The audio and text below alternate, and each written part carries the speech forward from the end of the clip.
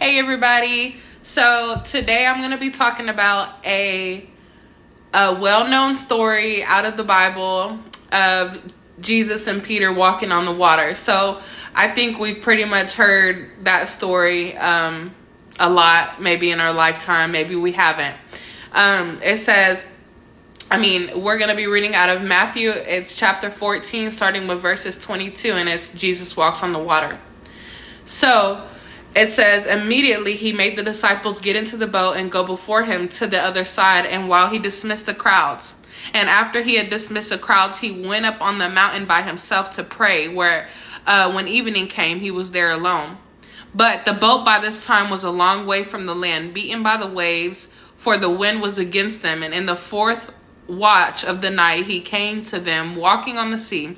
But when the disciples saw him walking on the sea, they were terrified and said, "It's a ghost." And they cried out in fear. But immediately Jesus spoke to them, saying, "Take heart, it is I, do not be afraid."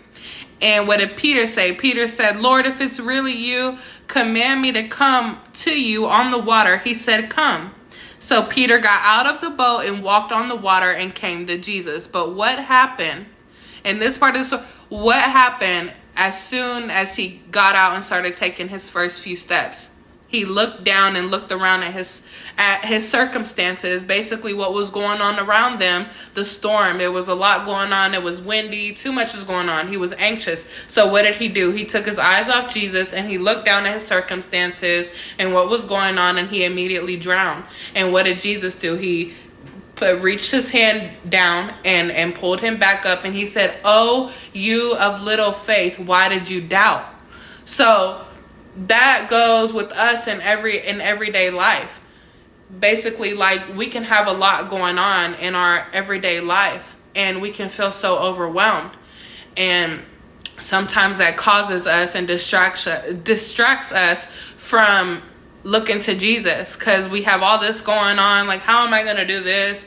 What's going to happen with this? And but that's the point of having a relationship with Christ, is you're giving him control over your circumstances, control over, over your life, over what's going on. He said to lay down your burdens at his feet, for his yoke is easy, his burden is light. He wants us to come and lay down all the weight that we have on top of us, at his feet.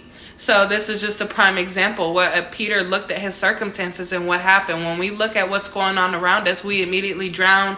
We get fearful. We get anxious. We doubt.